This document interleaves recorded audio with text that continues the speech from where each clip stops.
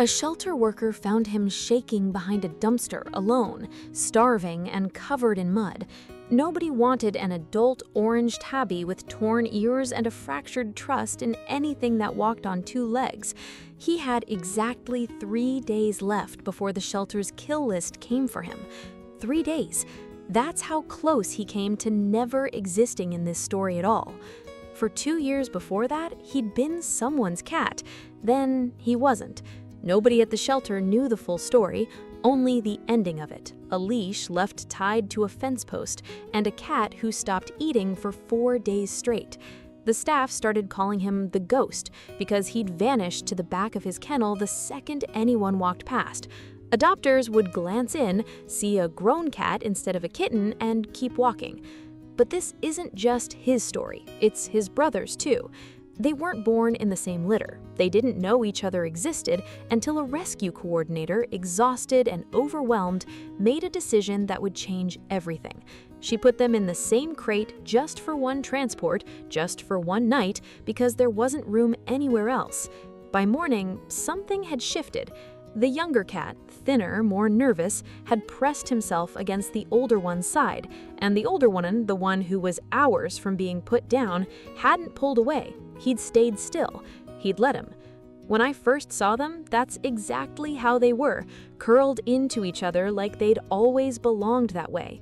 The shelter staff told me they'd started calling them the brothers, even though there was no blood between them, no shared history, nothing but a crate and a single terrifying night that somehow bonded them for life. I wasn't planning to adopt 2 cats. I went in for one. But when I reached toward the older one, the calmer one, the younger cat let out a sound I hadn't heard from him before, a cry, sharp, desperate, like he already knew what separation meant. He knew what it felt like to lose someone. And in that moment, so did I. I couldn't do it. I couldn't split them up. Hey, if you've made it this far, you clearly care about stories like this. I'd love for you to stick around for more of them. Hit that subscribe button right now. It genuinely means everything, and honestly, it would make my whole day. The first weeks at home were harder than I expected. The older brother, the survivor, moved carefully through every room like he was still waiting for the ground to disappear beneath him. He didn't trust the couch, he didn't trust the food bowl staying full, he didn't trust that this wasn't just a longer, softer version of the same cage he'd known before. But every single time he hesitated, his brother was there.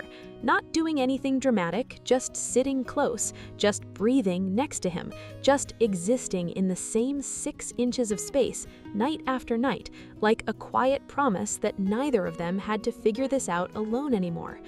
I started noticing patterns. When the older one flinched at a loud noise, the younger one would immediately press against his shoulder. When the younger one got overstimulated and started pacing, the older one would plant himself directly in his path, forcing him to slow down, forcing him to stop. They weren't just living together, they were regulating each other. I started keeping a small notebook of it, almost without meaning to. Day 12, the older one let his brother groom the top of his head for the first time. Day 19, they started sleeping nose to nose instead of back to back. Day 23, the younger one finally let me pet him, but only while he was pressed against his brother's side, like he was borrowing courage he didn't have on his own yet. Every small victory belonged to both of them at once. One night, about 3 weeks in, I heard something I hadn't heard since bringing them home, a low, rumbling kurr coming from both of them at once, in perfect, overlapping rhythm. I walked into the living room and found them exactly like this, tangled together on the couch cushion, faces pressed close, both completely, finally asleep. I stood there for a long time. I didn't want to move. I didn't want to break it, because I understood something in that moment. These 2 cats had built, entirely on their own, the thing that took me years of therapy to even name: safety. Not the kind that comes from a locked door or a warm meal, the kind that comes from another creature choosing to stay. Something shifted in the air that night, and it never shifted back. From that point on, they were inseparable in a way that stopped being cute and started being profound. They ate from bowls placed side by side, even when there was more room elsewhere. They used the same corner of the same blanket, even in the middle of summer. When one went to the vet without the other, he cried in the carrier the entire ride and refused to eat until they were reunited. The vet actually stopped me one visit and said something I still think about. She said, "This purring, it's not just comfort. Cats that bonded under stress like this, it can actually lower cortisol in both of them. He's not just keeping his brother calm, he's keeping himself calm too." They saved each other before I ever came into the picture. I just gave them a house to do it in. I asked the vet once if this was normal, two unrelated cats bonding this hard, this fast. She said she'd seen it before, but only in animals who'd been through real trauma together. Shared fear, she explained, can create attachment faster than almost anything else. It wasn't friendship in the ordinary sense, it was closer to survival.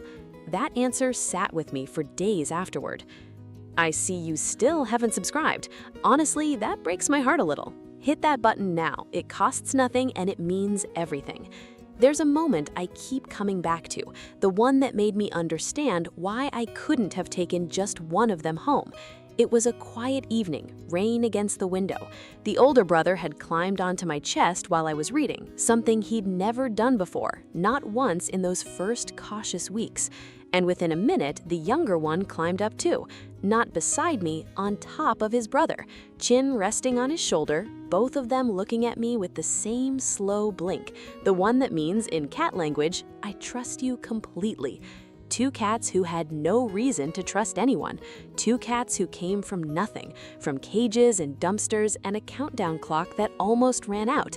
And somehow, together, they'd relearned what safety felt like, and they were sharing it with me.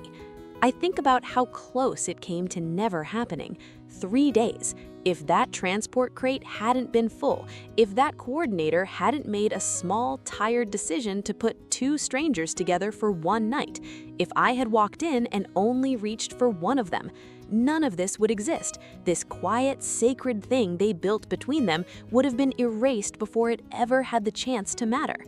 Some stories are too important to keep to yourself, and this is one of them. If it moved you even a little, please share it with someone who needs a reminder that connection can survive almost anything.